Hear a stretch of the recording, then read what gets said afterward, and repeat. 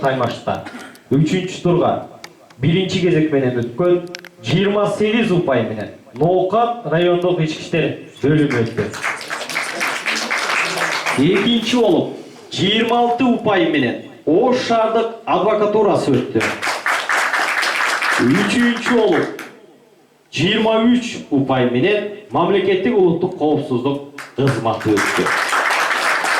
Төмөндөгү 3 команда кайрадан эле азыркы тартипте ат салышасыздар, чыгасыздар, ортодон билет аласыздар. Анда биринчи болуп биз кезекти Ноокат райондук ички иштер бөлүмүнүн командасына беребиз. Келиңиздер.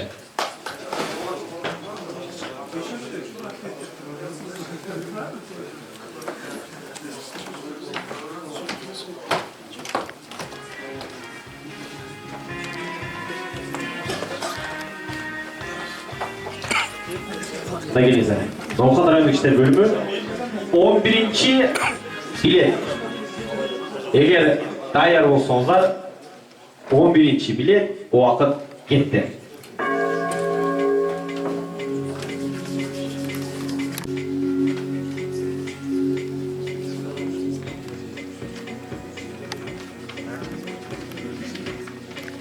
Жасалган деп таанылат.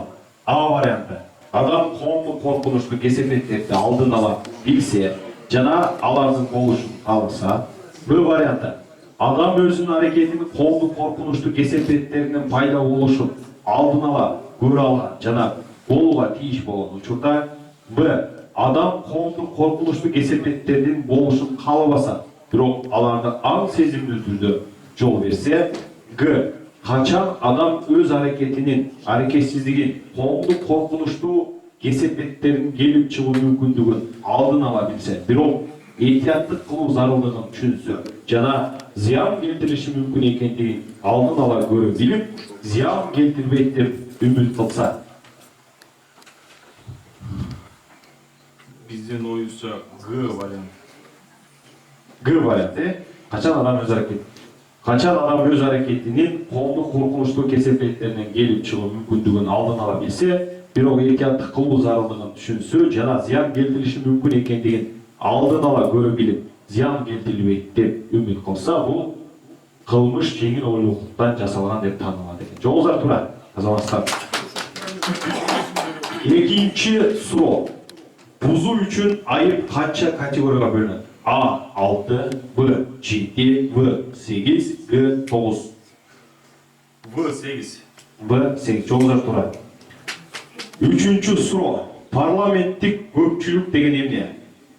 А. Жогорку кеңеште фракциялардын коалициясын түзгөндүгү жөнүндө расмий жарыяланган депутаттык мандаттардын жарымын түзгөн фракция же фракциялардын коалициясы парламенттик көпчүлүк болуп саналат. Б. Жогорку кеңеште фракциялардын коалициясын түзгөндүгү жөнүндө расмий жарыяланган депутаттык мандаттардын 3/1 түзгөн фракция же фракциялардын коалициясы парламенттик көпчүлүк болуп саналат. В. Жогорку кеңеште официалдуу түрдө коалициялык фракцияны түзүү жөнүндө жарыяланган депутаттык мандаттын 80% түзгөн фракция же фракциялардын коалициясы. Г. Жогорку кеңеште фракциялардын коалициясын түзгөндүгү жөнүндө расмий жарыяланган депутаттык мандаттардын жарымынан көбүнө ээ болгон фракция же фракциялардын коалициясы парламенттик көпчүлүк болуп саналат. Биздин жооп Г. Жогорку кеңеште фракциялардын коалициясын түзгөндүгү жөнүндө расмий жарыялаган депутаттык мандаттардын жарымынан көбүнө ээ болгон фракция же фракциялардын коалициясы парламенттик көпчүлүк болуп саналат. Жоңуздар туура жазабыздар. Төртүнчү. Сталин качан дүйнөдөн кайткан? А варианты. 5 март 1953. Азаматтар жоңуздар туура. Бешинчи суроо. Жазуучу Георгий Пушкин кайсы чыгармасында кыргыз милициясы жөнүндө таңгазалган кимди мыкты жетекчи катары сүрөттөгөн? А. Революциядан жаралган Эргеш Алиев. Б. Жолугушуу ордун өзгөртүүгө болбойт чыгармасынан Жапар Шагиров. В. Жоро Козубай Шамсудинов. Г. Тоолор Ажуке Купаналиев. Биз А деп ойлойбуз. А. Революциядан жаралган Эргеш Алиев. Бул багытта Георгий Пушкин В варианты Жоро Козубай Шамсудиновке жолда тұрамыз болып қалды. Рахмат, жалпы 13 ұпайға ие болдыңыздар. Сіздерге дан сұрау берейін. Ноқадан іштер бөлімі сіздерге оңай еле сұрау. Адамдар менен уналар басып өтуші жануар қандай аталады?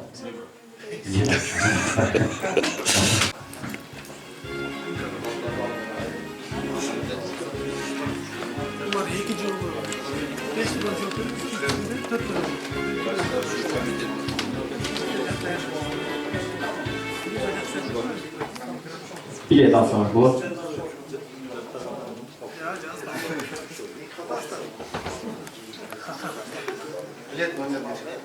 Номер birinci билет. Уақыт кетті.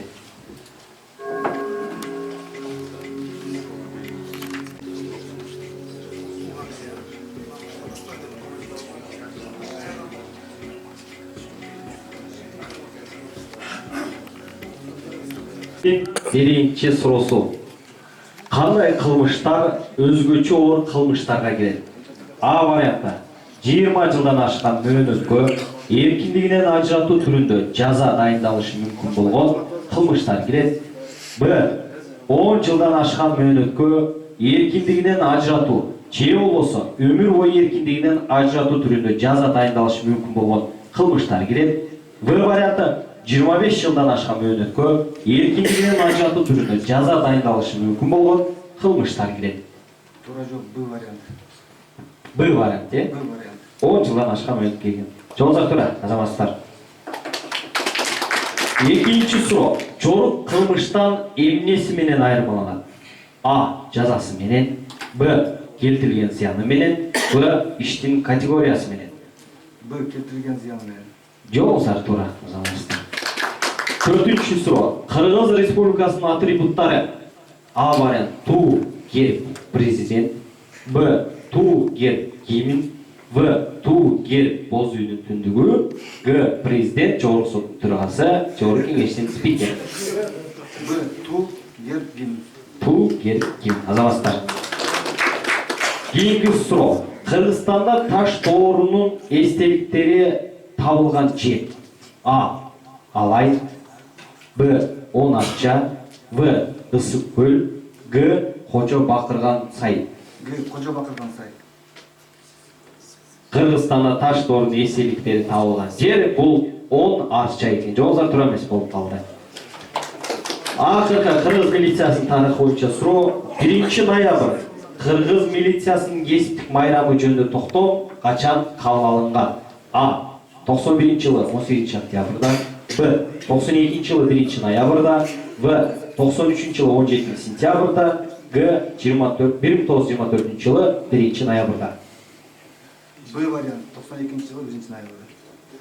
1 ноябрь кыргыз милициясынын кесиптик майрамы 1993 жылы 17 сентябрда токтоп калган. В варианты туура болду. Сіздер жалпы 11 ұпайға ие болдыңыздар. Сіздерге жөнөкөй гана суроо. Качан 15 санын 3 деп айтабыз? После обеда. Рахмат. Сау болыңыз. Билет алсаңыздар. Билет номер 4. Төртүнчү билет адвокаттар командасына берилди. Дайыр болсоңуздар убакыт кетти.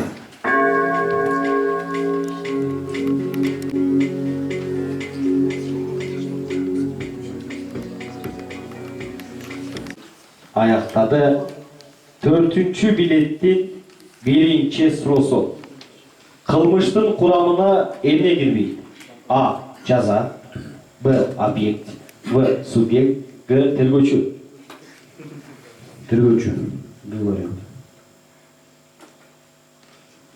Калыстар толон ушул жерге кайрыла тура келет. Тура эле эки вариант деле кирбейт өзүңүз. Тура. Жоңуздар тура. Экинчи суроо. Өз убагында төлөнбөгөн айып пулдун суммасынан мөөнөтү өткөн ар бир күн үчүн канча пайыз өлчөмдө туум кошулат? А. 0,5%. Б 0,5%, В 1%, Г 0,10%. Bizim özümüzce 0,5%. 0,5%. Өз балына төлемеген айыппұлдың суммасына 0,5% толым қосылады екен. Жоғыздар тура емес, Б варианты тура болчу. Үчүнчү суроо. Кыргыз Республикасы мамлекеттик көз карандысыздыгы жөнүндөгү декларация кайсыл мамлекеттик орган тарабынан качан кабыл алынган? А. 94-жылы 14 январда Жогорку Кеңеш тарабынан. Б. Кыргыз Республикасынын Верховный Советтин токтому менен 92-жылы В. Верховный Советтин токтому менен 91-жылы 31 августта номер 577 12 токтому менен. Г. 91-жылы 31 августта Жогорку Кеңеш тарабынан. Вариант Г. 91-жылы 31 августта Кыргыз Республикасынын Жогорку Кеңеш тарабынан. Кыргыз Республикасы мамлекеттик көз карандысы жөнүндөгү декларация Верховный Советтин токтому менен 91-жылы 31 августта номер 577 12 токтому менен кабыл алынды. Жоолдар туура эмес, В варианты боюнча. Эмес деген Верховный Совет менен Жогорку Кеңеш кандай айырмасы? Жогорку Кеңеш аймасы бар. Кыргызча Верховный Совет деп айтылган эмес дешчи. Верховный Совет айтылган. Жогорку Совет. Төртүнчү суроо. Кыргыздар тарыхый очерки качан ким тарабынан жазылган? А. Аристов, В. Бернштам, В. Бартольд, Г. Радлов. Вариант Бартольд, Б. В. Бартольд. Жоолдар туура. Бешинчи суроо. Мамлекеттик коопсуздук элдик комиссариаты жана ички иштер элдик комиссариаты кайрадан качан бириккен? А варианты 1941-жылы 20-июлда, Б варианты 1943-жылы 9 майда, В 1945-жылы 17 октябрда, Г 1953-жылы 3 мартта. Жоолдар Биринчи жылы бириккен болсо кайра ажыраганды 53 Г вариант. Г вариант 1953-жылы 3 мартта. Жоолдар туура эмес, бул суроого туура жооп А варианты 1941-жылы 20-июлда. Жалпы 3-чү турда 6 упайга ээ болдуңуздар. Сиздерге дагы жөнөкөй суроо. Дүйнөдөгү эң чоң шляпаны ким кийет? Ким? Жок, эң башы чоң адам кийет.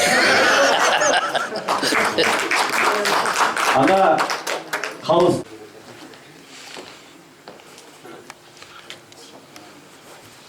Анда бүгүнкү оюн боюнча өзүнүн ой пикирин билдирип, анда өзүнүн убактын бөлүп баарыңыздарга бүгүнкү оюнда калыстыкты көрсөткөн аксакалдарды баштайлы биздин көп жылдан бери тергөөчү болуп бардык тармакта иштеген, бүгүнкү күндө Ош шаарында өзүнүн адвокаттык кесибин аткарып отурган Касымбеков Токтосун агабызга кезектебиз келиңиз.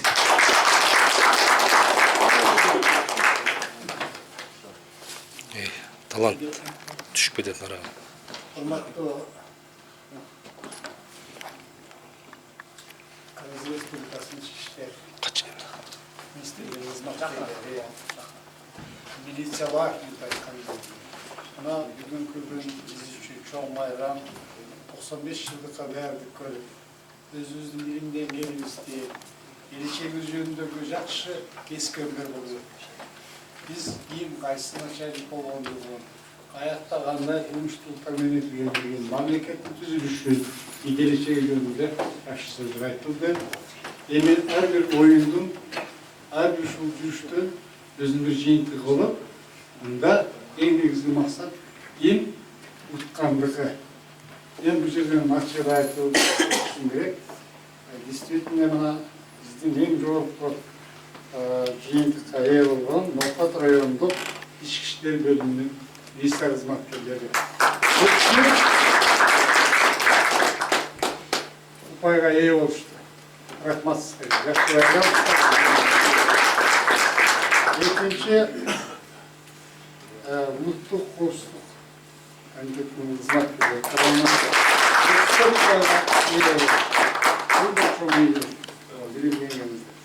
Üçüncüden Oş Şardıq Advokatурасының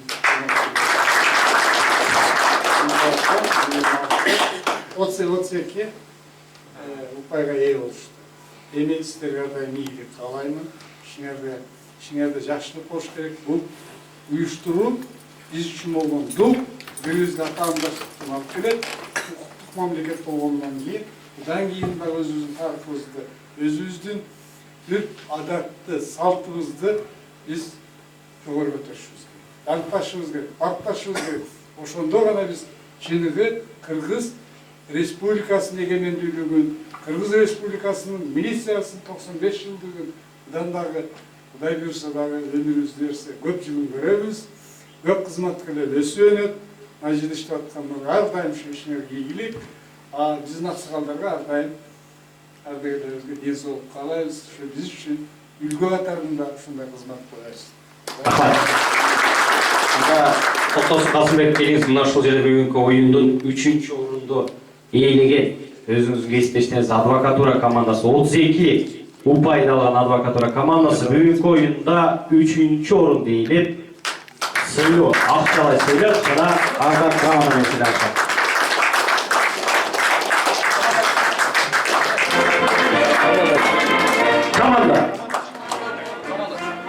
Командасы келиңиз.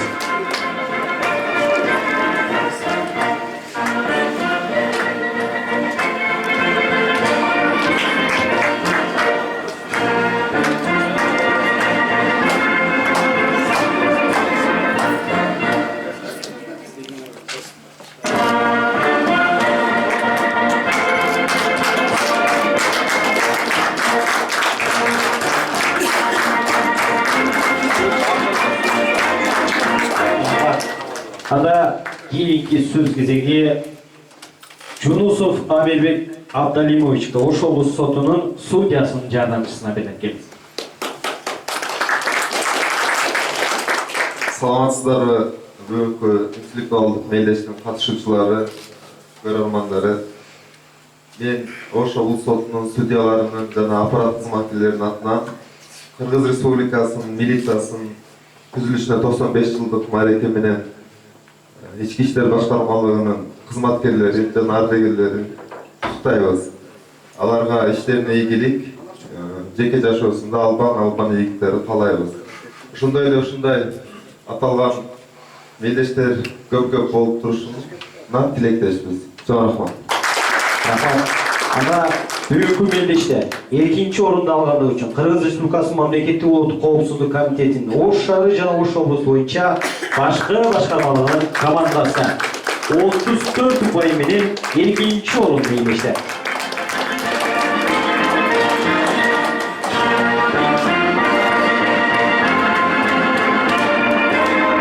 Акчалай сыйлык жана ардак грамота менен сыйлашат.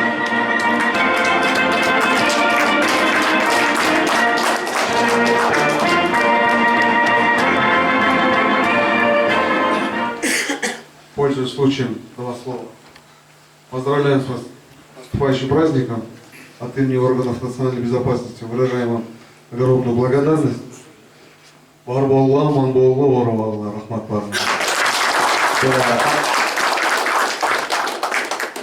Анда кийинки сөз кезеги Ош облустук ички иштер башкармалыгынын ишенегинин орун басары Балтабай Алмаз Имамдиновичке берилет. Урматтуу ушу иш-чаранын катышуучулары, мен ойлойм ушул бүгүнкү биздин мелдешибиз өз максатына жетти.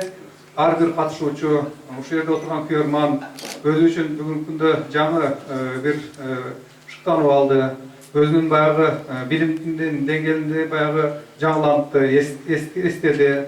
Андан башка ушу тарыхка байланыштуу, милицияга байланыштуу жаңы бир билимдерге ээ болду. Мен ойлойм ушул мындай иш-чаралар дагы көп болот. Мындан кийинки мелдештерде биздин калган катышуучуларга жеңишке жетишүүсүн каалаймын. Жалпыңыздарды ушул бүгүнкү келе жаткан Кыргыз милициясынын 95 жылдык мааракеси менен чын жүрөктөн куттуктайм. Анда Ош облустук ички иштер башкармалык тарабынан милициянын түзүлгөнү 95 жылдык мааракесине карата уюштурулган интеллектуалдык мелдеште жалпы берилген 15 суроодон 14 суроого туура жооп берип, 41 упайды алган. Биринчи орунду ээлеген Ноокат райондук ички иштер бөлүмүнүн командасы.